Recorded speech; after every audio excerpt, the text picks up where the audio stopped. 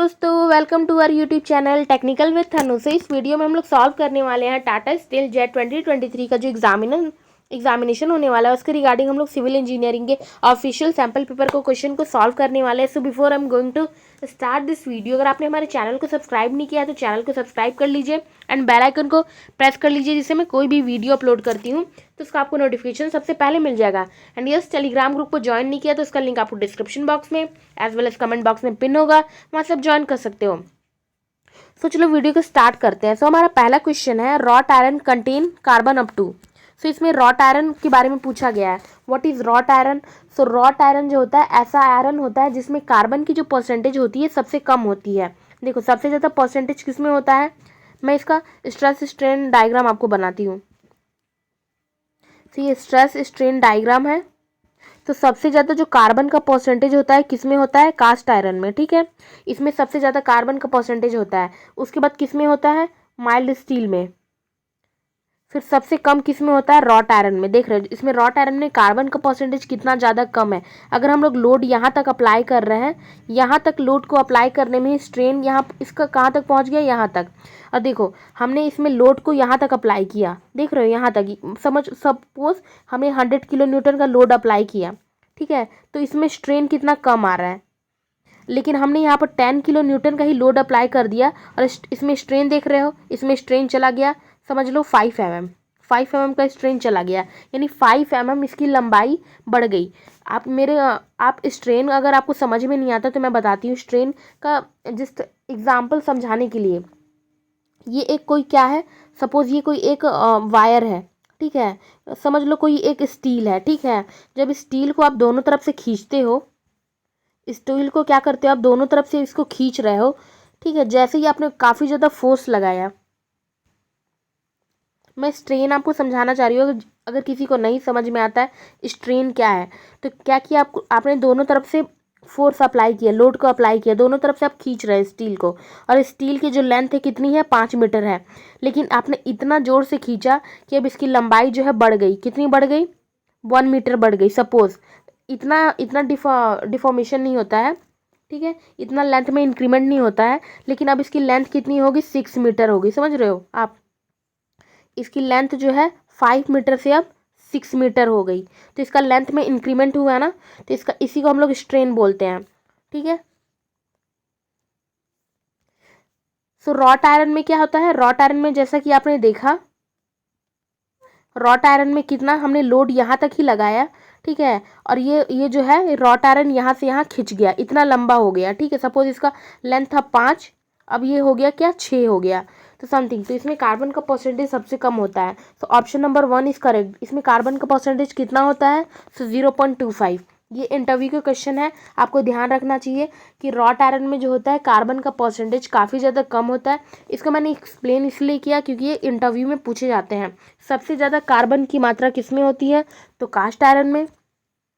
उसके बाद सबसे कम किस में होती है, तो रॉट आयरन में। और बीच में कौन सा होता है आपका, माइल्ड स्टील, जिसको हम लोग यूज़ करते हैं बिल्डिंग में। माइल्ड स्टील जिसको हम लोग बोलते हैं ना, स्टील जिसको हम लोग यूज़ करते हैं घर बनाने के लिए, सरिया जिसको आप बोलते हो, reinforcement. So next question is ultimate strength to cement is provided by. So ultimate strength जो होता है सीमेंट का, वो हमें किसकी वजह से मिलता है। 4 ऑप्शन दिए गए। So option number B is correct, dicalcium silicate. इसको हम लोग ऐसे लिख सकते हैं C2S। C2 मतलब क्या हो गया, डाई, सी मतलब कैल्शियम, एस मीन सिलिकेट। सो जो हमें स्ट्रेंथ मिलती है सीमेंट में, देखो जैसे ही आप कोई घर बनाने के लिए बिल्डिंग को बनाते हो, सो बिल्डिंग बनाने के बाद जो हमें स्ट्रेंथ मिलती है वो किस कंपाउंड की वजह से मिलती है, सो डाई कैल्शियम सिलिकेट की वजह से मिलती है। ये जो तीनों कंपाउंड है सबका अलग अलग प्रॉपर्टी है। किसी की वजह से इनिशियल सेटिंग टाइम बढ़ती है, किसी का final setting by time, strength, सबका अलग अलग पर्पस है। सो next question is modular ratio M is given by. तो देखो इसमें क्या पूछा गया है, मॉडुलर रेशियो का फॉर्मूला कौन सा है। 4 ऑप्शन दिया गया है ABCD। सो मॉडुलर रेशियो का जो फॉर्मूला होता है वो 280/3 सिग्मा BC होता है। तो 4 ऑप्शन दिए गए हैं। तो देखो 280 इसमें भी दिया गया है, लेकिन इसमें CBC है, तो ये गलत हो गया। इसमें 280/3 सिग्मा दिया हुआ है, ये ऑप्शन सही है, यानी option number C is correct. यहाँ पर 2 है, यहाँ पर none of these. So so modular ratio का फॉर्मूला क्या होता है 280/3 sigma. Okay. Next question is partial safety factor for concrete. Partial safety factor for concrete क्या होता है 1.5. स्टील के लिए क्या होता है 1.15. Next question is the commonly use drawing oil. कौन सा हम लोग ड्राइंग ऑयल यूज़ करते हैं फॉर ऑयल पेंट्स. जब हम लोग ऑयल पेंट्स का यूज़ करते हैं तो उसमें हम लोग ऑयल को मिक्स करते हैं. तो कौन सा ऑयल मिक्स होना चाहिए. लाइक जब भी आप पेंट करते हो, घरों में पेंट करते होगे, या आप लोग किरोसिन यूज़ करते होगे या तारपिन ऑयल यूज़ करते होगे. सो समथिंग ऑयल पेंट जब हम लोग यूज़ करते हैं तो इसमें कौन सा ऑयल को यूज़ करना चाहिए. Olive oil. नो, गलत हो गया. यहाँ पर क्या ऑप्शन दिया गया है linseed oil, kerosene oil, and ये समथिंग यहाँ मिसिंग है I think. So option number. So next question is the beam is defined as the. 4 option दिए गए हैं axial loading, compression, transverse and none of these. So आपको पता होगा beam is a transverse loading and axial loading. बार जब आप देखते हो समथिंग बार, सो बार जो होता है वो एक्सियल लोडिंग मेंबर है, एक्सियल लोडेड मेंबर है. बीम जो है वो एक ट्रांसवर्स लोडिंग मेंबर है. ट्रांसवर्स लोडिंग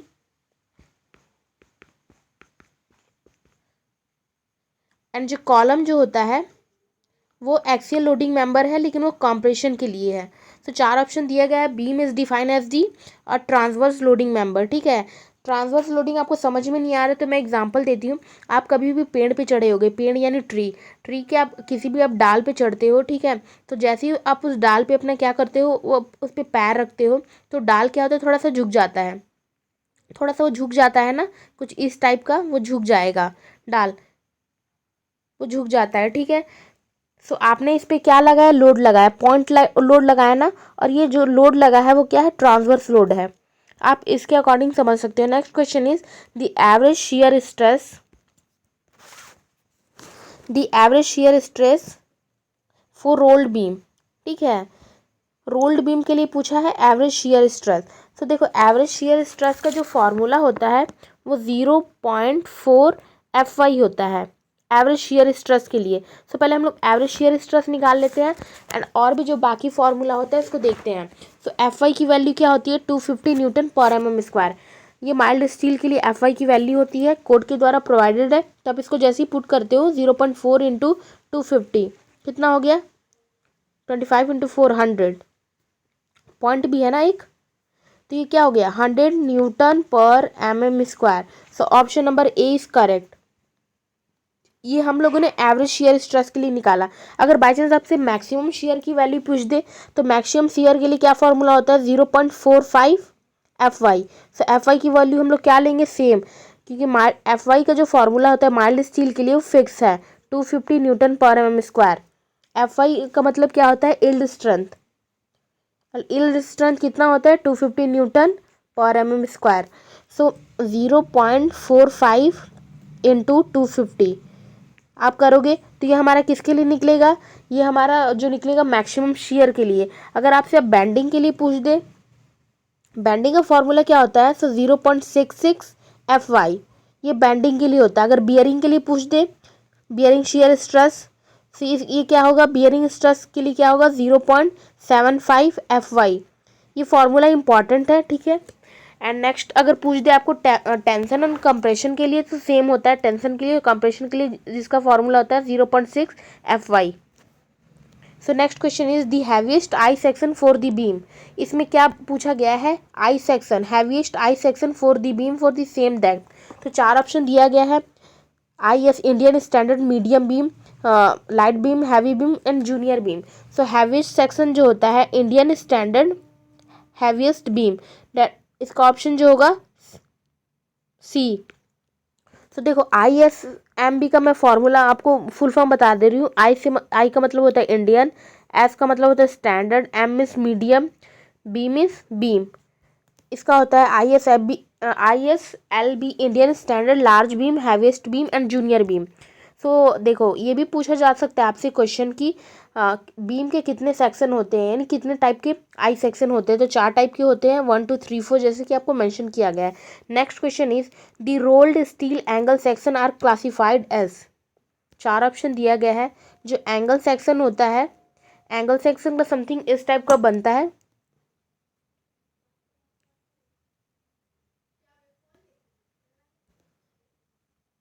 मैं आपको एंगल सेक्शन दिखाती हूँ। आई सेक्शन में आपको एक बार बता देती हूँ, आई सेक्शन कुछ इस टाइप का होता है, ठीक है। ये हो गया हमारा आई सेक्शन। एंगल सेक्शन में बता दूँ, देखो एंगल सेक्शन कुछ इस टाइप से होता है। ये हो गया हमारा एंगल सेक्शन। सो इसमें पूछा है rolled steel angle section are classified as. So equal angle होता है, अनइक्वल एंगल होता है, बल्ब एंगल होता है। सो इसका ऑप्शन जो होता है करेक्ट होता है। इक्वल एंगल कहने का मतलब क्या है, ये भी 10 है एंड ये भी 10 है। सो अगर दोनों दोनों का जो लेंथ सेम होता है तो इसको हम लोग बोलते हैं इक्वल एंगल, क्योंकि दोनों का जो आप देख सकते हो ये लेंथ है वो सेम है। अनइक्वल एंगल के बारे में अगर बोलता है तो इसका मतलब है ये जो आपका है वो 12 है, ये 10 है, तो दोनों साइड्स जो है वह अनइक्वल है ना, so that is called as unequal. अब बल्ब एंगल सेक्शन कैसा होता है, तो एक बार आप जाके नेट में सर्च कर लेना, क्लियर हो जाएगा। फिर भी मैं डायग्राम बना देती हूँ। बल्ब एक्शन एंगल सेक्शन जो होता है कुछ इस टाइप का होता है, समथिंग वो इस टाइप से होता है, ठीक है। ये जो ऐसे घूम जाता है ये समथिंग इस टाइप से होता है बल्ब एंगल सेक्शन। तो इसका चारों ऑप्शन करेक्ट है। रोल्ड एंगल सेक्शन जो होता है इक्वल एंगल भी होता है, अनइक्वल भी होता है एंड बल्ब एंगल भी होता है। Next question, average rate of water consumption per head. See the question is average rate of water consumption. So मतलब एवरेज रेट कितना है वाटर कंजप्शन का, ठीक है। वाटर कितना कितना कंज्यूम करते हैं पर डे एवरेज के हिसाब से यहाँ पर पूछा गया है। एज पर इंडियन स्टैंडर्ड जो कोड है उसके द्वारा बताया गया है कि एवरेज जो होता है किसी भी पर्सन के लिए जो एवरेज वाटर का जो कंजम्पशन होना चाहिए वो कितना होना चाहिए, तो 100 litre. Option number A is correct. So next question is in old time the construction of super structure was done by using which of the following. इसमें क्या पूछा जा रहा है, इन ओल्ड टाइम यानी पहले के ज़माने में जो कंस्ट्रक्शन करते थे हम लोग सुपर स्ट्रक्चर का। सुपर स्ट्रक्चर कहने का मतलब है बड़ा structure, heavy structure, like 5th floor, 10th floor, 8th floor, ठीक है। बड़े बड़े स्ट्रक्चर जब हम लोग पहले ज़माने में बनाते थे तो किसका बनाते थे। आज के टाइम में तो हम लोग स्टील का यूज़ करते हैं, लेकिन पहले के टाइम में तो स्टील नहीं था, जिसको हम लोग रेनफोर्समेंट बोलते हैं, सरिया बोलते हैं, ठीक है। तो इसमें चार ऑप्शन दिया गया rubber. So option A is wrong. Rubber का यूज़ हम लोग नहीं कर सकते, क्योंकि आपको पता है रबर पे अगर जैसे ही आप उसको खींचते हो तो उसका डिफॉर्मेशन बहुत ही ज़्यादा होता है। अगर इतना छोटा रबर है और जैसे ही आप इसको लोड अप्लाई करते हो यानी दोनों तरफ से खींचते हो तो देखते हो ना वो इतना लंबा हो जाता है। और सोचो इसी रबर का अगर हमने घर बना दिया और कोई भी इंसान अगर उस घर पे चलेगा तो उसका क्या होगा, वो समथिंग इस टाइप से वो झूल जाएगा, क्योंकि आप जब यहाँ पर खड़े होगे और ये दोनों तरफ से ये फिक्स है तो ये कुछ इस टाइप से नहीं हो जाएगा, क्या डिफ्लेक्शन होगा ना। तो समथिंग, तो रबर तो रॉन्ग हो गया। दूसरा है टिम्बर। टिम्बर देखो टिम्बर से भी हम लोग बना सकते हैं, लेकिन मार्केट में जो है टिम्बर भी बहुत डिफरेंट टाइप का आता है और आपको पता है टिम्बर हमें ज़्यादा स्ट्रेंथ प्रोवाइड नहीं कर सकती है। Next question is bamboo. So bamboo जो है, बैम्बू को हम लोग यूज़ करते हैं मड। सो मड मतलब कीचड़। तो ये तीनों ऑप्शन रॉन्ग हो गया। Option number C is correct, bamboo. जैसे कि आपको पता है बैम्बू जो है काफ़ी ज़्यादा उससे हमें स्ट्रेंथ मिलती है बैम्बू से, तो इसका हम लोग यूज़ करते थे।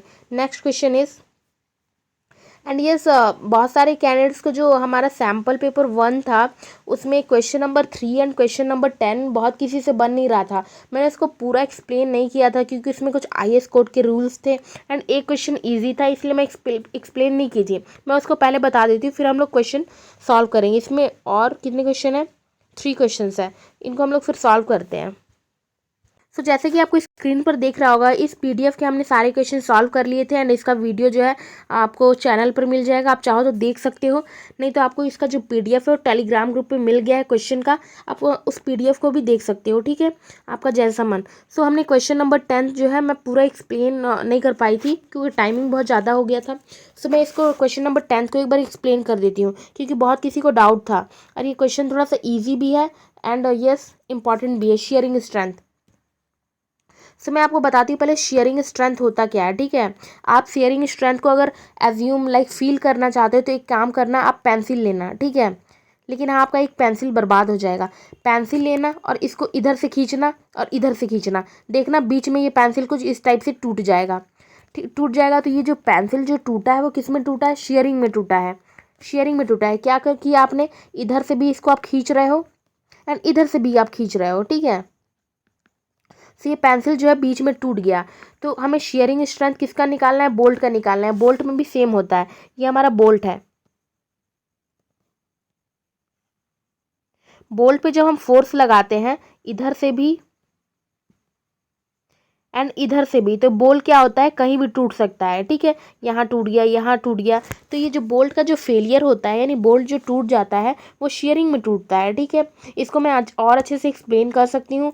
लाइक अब जो बोल्ट देखो, ये प्लेट मेंबर सेक्शन है, ठीक है। ये प्लेट मेंबर सेक्शन, दो प्लेट है।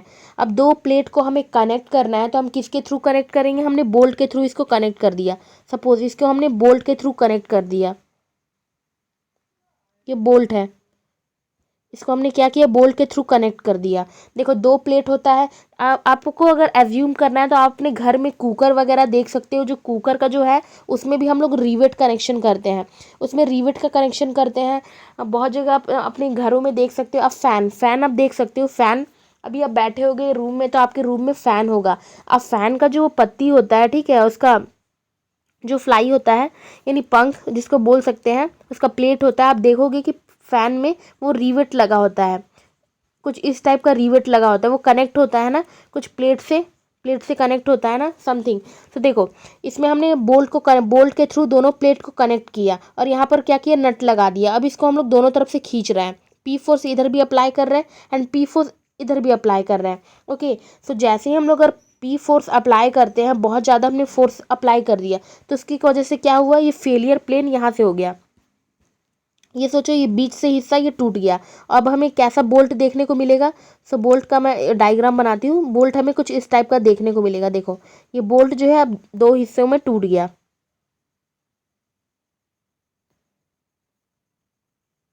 सब देखो, अब ये जो बोल्ट जो है मैं दो हिस्सों में, यहाँ से ये बोल्ट टूट गया। तो देखो इसका शेयरिंग प्लेन कितना है, एक शेयरिंग प्लेन है। शेयरिंग प्लेन कहने का मतलब देखो बोल्ट कितने पार्ट में टूटा है, ये वन पार्ट हो गया, टू पार्ट हो गया, टू पार्ट। लेकिन इसका प्लेन कितना है, एक ही प्लेन है। देखो एक प्लेन है ना, यहाँ से टूट गया। वही अगर बोल्ट थ्री पार्ट में टूटा तो यहाँ से भी टूट गया। तो इसका अब शेयरिंग प्लेन कितना हो गया, ये वन हो गया, ये टू हो गया, टू प्लेन हो गया ना। अगर ये बोल्ट जो है फोर पार्ट में टूट जाता है, ठीक है, ये बोल्ट जो है फोर पार्ट में ब्रेक हो जाता, एक दो तीन और चार। अब देखो चार पार्ट में टूट गया तो इसका शेयरिंग प्लेन कितना है, सॉरी पांच पार्ट में टूटा, ठीक है। देखो एक दो तीन चार, ये पांच। लेकिन इसका शेयरिंग प्लेन कितना है, एक यहाँ से टूटा, एक यहाँ से टूटा, दो three four. So I hope आपको शेयरिंग प्लेन समझ में आ गया होगा। सो फिर भी अगर नहीं समझ में आता है then I will try to explain in Telegram, okay, क्योंकि वीडियो काफ़ी लंबा हो जाएगा। सो इसमें क्या कैलकुलेट करना है, शेयरिंग स्ट्रेंथ कैलकुलेट करना है बोल्ट के लिए, जिसमें M20 बोल्ट का कहने का मतलब क्या है, डायमीटर जो है बोल्ट का कितना दिया है, 22। ओके, डायमीटर कितना दिया हुआ है बोल्ट का, 22। ग्रेड 4.6। जैसे आप कंक्रीट में देखते हो ग्रेड होता है 1:5:10, 1:3:6। वैसे ये ग्रेड है बोल्ट का, यानी 4.6 ग्रेड का बोल्ट यूज़ किया गया है, जिसका डायमीटर कितना है, 22 mm। Okay, are use to make this connection. जहाँ पर ई दे दिया है, ई मतलब क्या होता है, एंड डिस्टेंस, पी मतलब पिच डिस्टेंस। मैंने स्टील स्ट्रक्चर का जो क्लास लिया था, जो सैम्पल पेपर उसमें हम लोगों ने सॉल्व किया था, उसमें हम लोगों ने ई एंड डिस्टेंस और पिच डिस्टेंस को समझा था क्या होता है। तो आप उस वीडियो को देख सकते हो अगर आपको नहीं आता है तो। सो इसमें अब हमें शेयरिंग स्ट्रेंथ निकालना है, ठीक है। देखो शेयरिंग स्ट्रेंथ कैलकुलेट कैसे करते हैं, इसमें इसमें देखो शेयरिंग स्ट्रेंथ के लिए हम लोग यहाँ पर एफ यू लेते हैं, एफ यू। और एफ यू की जो वैल्यू होती है वो दो होती है। एक तो आपकी होती है 400 और एक आपकी होती है 410। एफ यू के लिए मैं बात करी अल्टीमेट स्ट्रेंथ, ठीक है। अल्टीमेट स्ट्रेंथ का दो वैल्यू होता है, एक 400 न्यूटन पर mm स्क्वायर, एक 410 होता है। तो अब हमें कौन सा कंसीडर करना है। तो देखो हम अगर हम लोग बोल्ट का केस अगर हम लोग बोल्ट का केस कंसीडर करते हैं तो ये दोनों वैल्यू में से कोई भी वैल्यू हो सकती है। तो हमें शेयरिंग स्ट्रेंथ निकालना है, तो शेयरिंग स्ट्रेंथ जब भी आपको निकालने के लिए बोलेगा आप 400 लोगे। देखो मैंने उस वीडियो में आपको 410 बोला था, लेकिन वो कौन से केस के लिए बोला था वो मैं पूरी तरह से एक्सप्लेन नहीं की थी। तो देखो आपको यहाँ पर शेयरिंग स्ट्रेंथ लेना है तो यहाँ पर 400 लेना है, ठीक है। अगर वही बियरिंग स्ट्रेंथ बोल दिया जाए, ओके, बियरिंग स्ट्रेंथ बोल दिया जाए तो उसमें आप 410 लोगे। तो यहाँ पर क्या बोला गया है, शेयरिंग स्ट्रेंथ, तो यहाँ पर आप 400 लोगे FU, ओके। तो देखो इसका फॉर्मूला क्या होता है शेयरिंग स्ट्रेंथ निकालने के लिए, 0.78 इंटू π/4 D का स्क्वायर। यहाँ पर हम लोग D नॉट नहीं लेंगे, D नॉट हम लोग कब लेते हैं, D कब लेते हैं वो मैं आपको ट्राई करूँगी नेक्स्ट वीडियो में बताने का, ठीक है। तो 0.785 π/4 D square into FU upon √3। ये शेयरिंग प्लेन है इसलिए हम लोग √3 लेते हैं। अगर शेयरिंग प्लेन नहीं रहता तो √3 नहीं लेंगे। और इसमें फैक्टर ऑफ सेफ्टी कितना लिया जाता है, 1.25। तो देखो यहाँ पर हम लोग 400 पुट करेंगे, 400 यहाँ पर पाई, सो यहाँ पर पाई की जगह 22 भी पुट कर सकते हैं, 0.74। तो इस वैल्यू को आपको पुट करनी है। डी स्क्वायर किसका करना है, 22 का स्क्वायर इंटू यहाँ पर FU की जगह आपको 400 लेना है, √3। इस वैल्यू को आप कैलकुलेटर में पुट करना, तो समथिंग आपका 54.7 समथिंग आंसर आएगा किलो न्यूटन में आपको आंसर लाना है। न्यूटन में आप करोगे तो 5476 कुछ करके आएगा। तो आई होप आपको शेयरिंग स्ट्रेंथ ऑफ बोल्ट निकालने के लिए, अगर आपको बियरिंग स्ट्रेंथ निकालने के लिए पूछता तो उसमें आपको 410 कंसीडर करना है, ठीक है, 410 लेना है। लेकिन यहाँ पर शेयरिंग बोला है इसलिए हम लोग 400 लेंगे, ओके।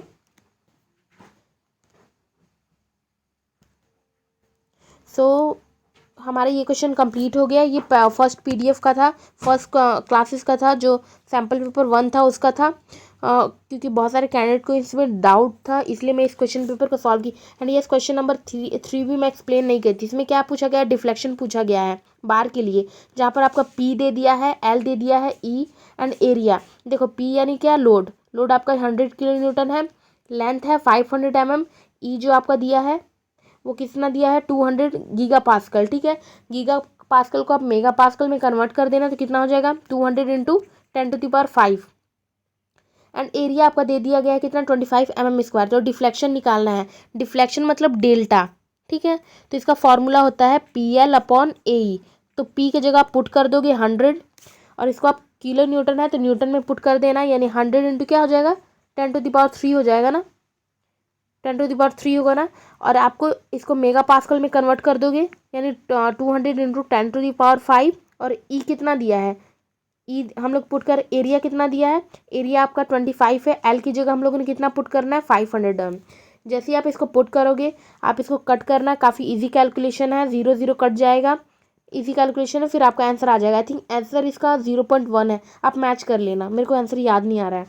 सो इस PDF में 2 क्वेश्चन हमारा छूट गया था। सो इस PDF के हमने क्वेश्चंस कंप्लीट कर लिए हैं। सो फाइनली हमने इस PDF में यानी सिविल इंजीनियरिंग सैम्पल पेपर 2 के लिए हमने 11th नंबर क्वेश्चन तक कंप्लीट कर लिया। अब क्या है हमारा 12, 13, 14, इसमें क्या पूछा गया है, the super elevation needed on a horizontal curve, जिसका रेडियस हमें पता है 150 मीटर, एंड डिज़ाइन करना है किसके लिए, हमें स्पीड भी दे दी गई है। सो मैंने आपको सुपर एलिवेशन निकालने के लिए बताया था हाईवे का, जब आपका सैम्पल पेपर सॉल्व हो रहा था तो सुपर एलिवेशन को हम लोग E को कैसे निकालते हैं वो मैं बताई थी।